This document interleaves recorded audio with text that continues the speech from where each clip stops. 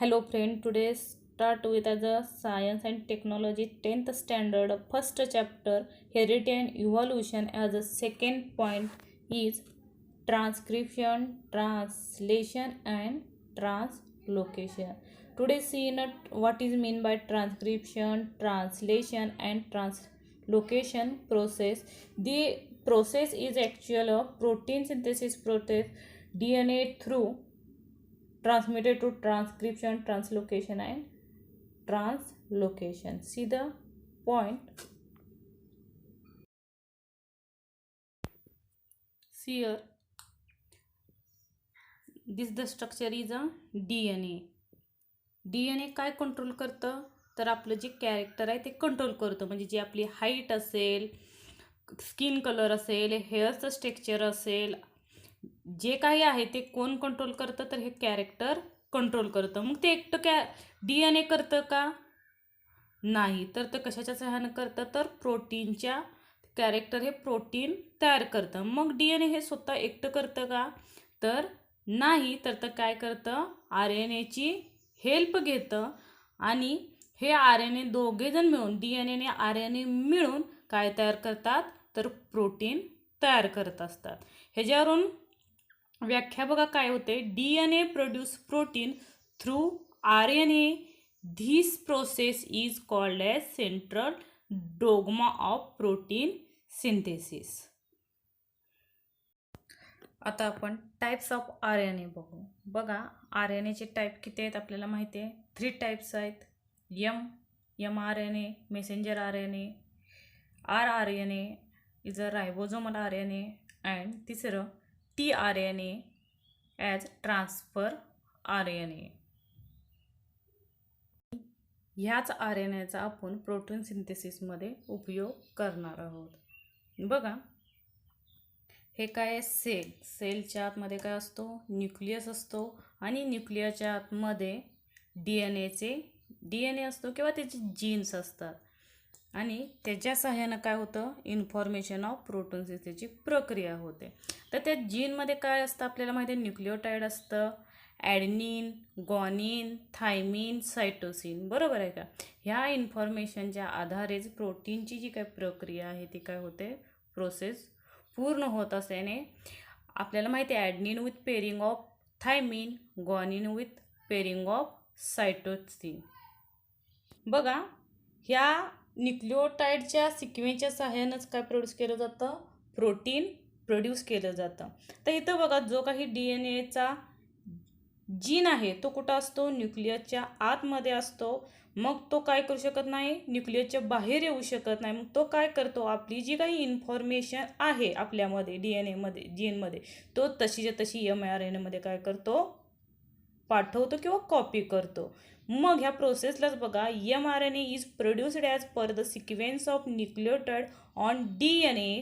This process is called transcription. म्हणजे हा प्रोसेसलाच काय म्हटलं जातं ट्रान्सक्रिप्शन. म्हणजे mRNAमध्ये जसेच्या तसे जो काही जीन आहे तर जसे तशी काय केलं जातं कॉपी केला जातो आणि ह्या प्रोसेसलाच काय म्हटलं जातं ट्रान्सक्रिप्शन असं म्हटलं जातं.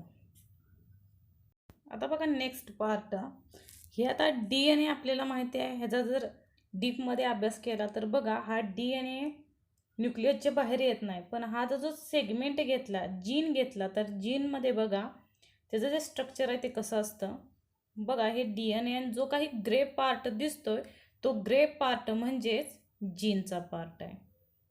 मग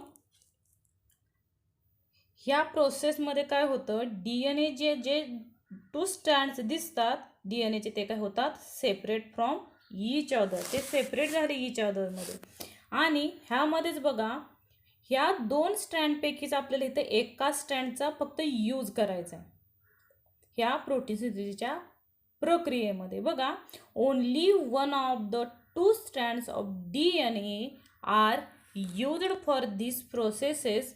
दिस कॉल्ड किंवा this process is called as template स्टँड. म्हणजे ज्या स्टँडचा तुम्ही यूज करणार आहे 2 स्टँडपैकी एका स्टँडचा त्या स्टँडला टेम्पलेट स्टँड असं म्हटलं जातं.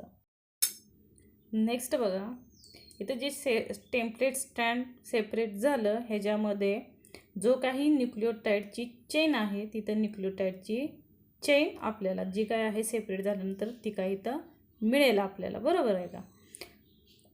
काय असेल AGTCATGC जी काही आहे ते आपल्याला इथं सिक्वेन्स आहे तो न्यूक्लियोटाईडचा मिळाला जाईल. म्हणजे this sequence of nucleotide in mRNA being produced is always complementary to the DNA स्टँड यूज्ड फॉर सिंथेसिस. आता टेम्पलेट स्टँड जे काही सेपरेट झालं त्यातला एक DNAचं स्टँड आहे आणि तिकडून काय येणार आहे, mRNA येणार आहे, बरोबर आहे का?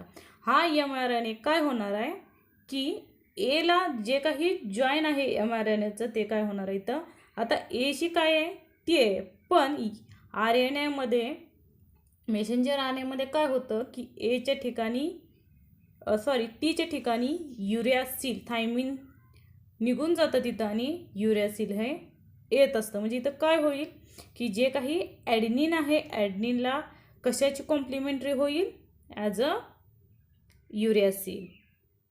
परत ग्वानिनला सायटोसाईन, नंतर थायमिनला ॲडेनाईन, सायटोसिनला परत ग्वानिन, परत एला यू, टीला ए, परत जीला सी आणि सीला जी आणि जीला सी. अशा पद्धतीने आपल्याला काय मिळेल, कॉम्प्लिमेंटरी सिक्वेन्स तयार होईल. म्हणजे जॉईनिंग जे काही पेअरमध्ये UA जे काही पेअर झालं या पेअरलाच काय म्हटलं जातं, कॉम्प्लिमेंटरी असं म्हटलं जातं. आता बघा mRNAला एक कोड मिळाला, परत जो काही DNAचं स्ट्रँड होणार आहे परत कंटिन्यू जशाच्या तसं ते जॉईन होणार आहे कॉम्प्लिमेंटरीमध्ये.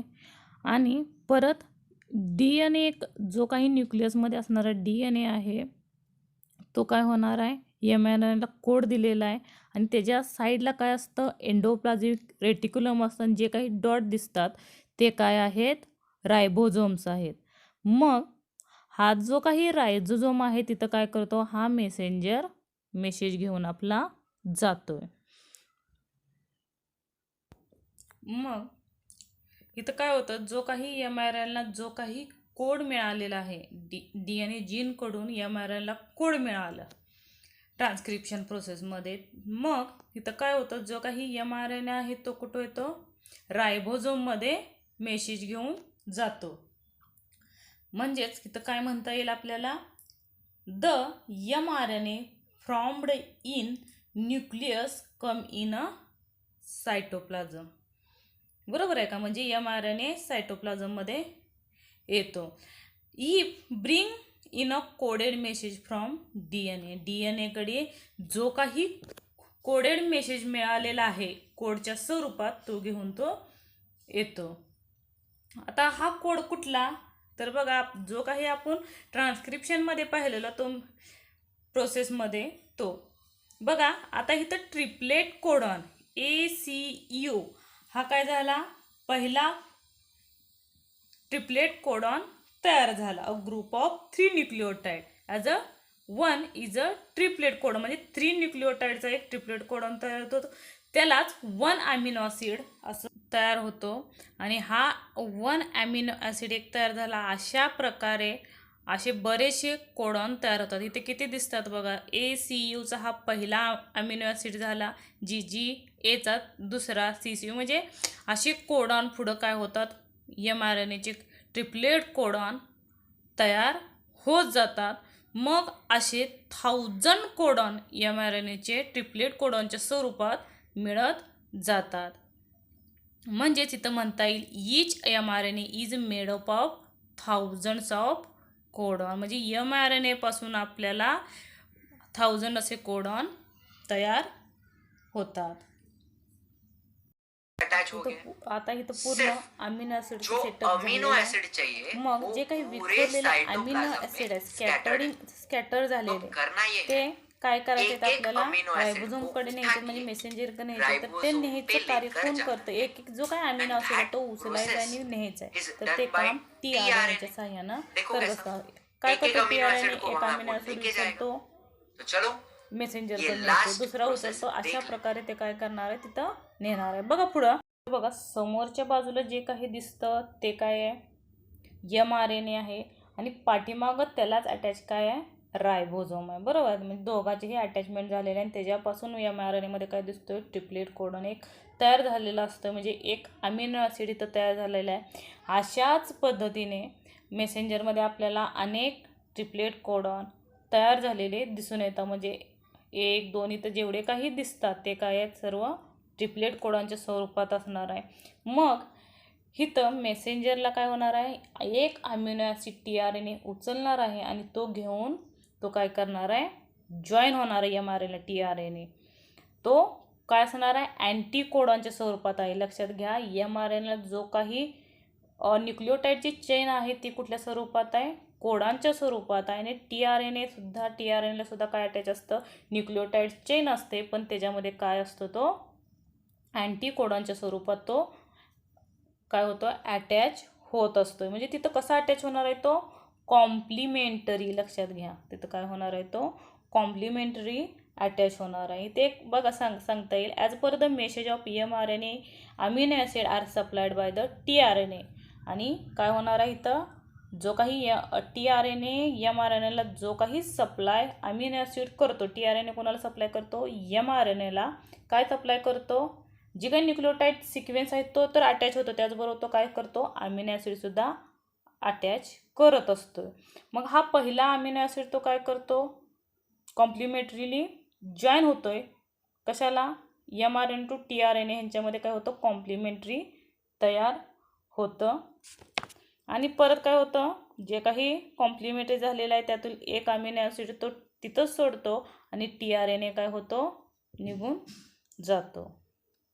याच प्रोसेसला काय म्हणलं जातं, ट्रान्सलेशन. बघा, TRNA has a anticodon having a complementary sequence to a codon on a mRNA, right.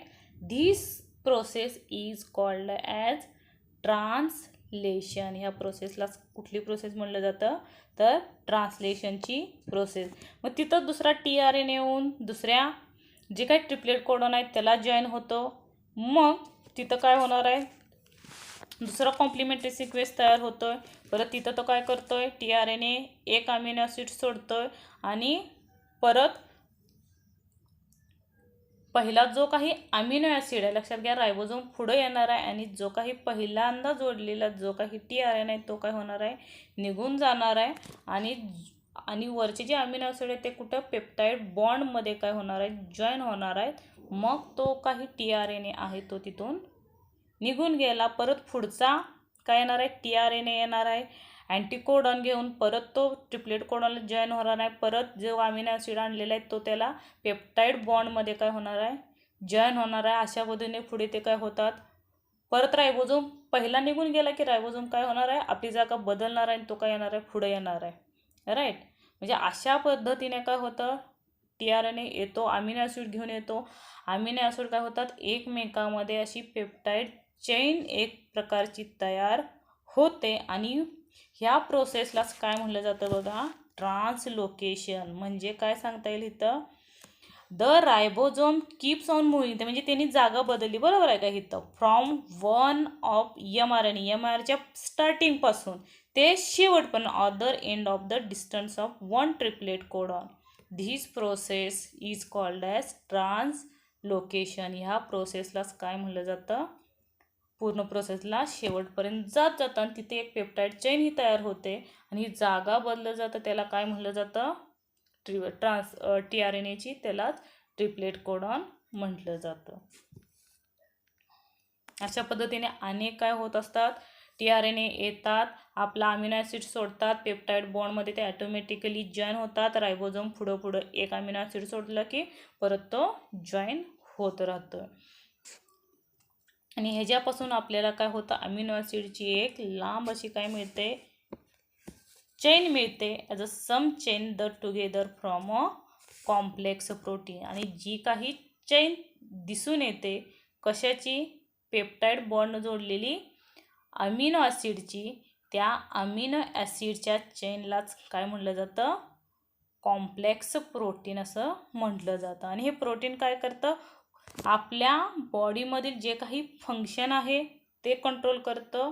Of all living organism, जे काही लिव्हिंग ऑर्गॅनिझम त्यांचं फंक्शन जे आहे बॉडीचं ते कंट्रोल करतं अँड देअर अपीअरन्स टू.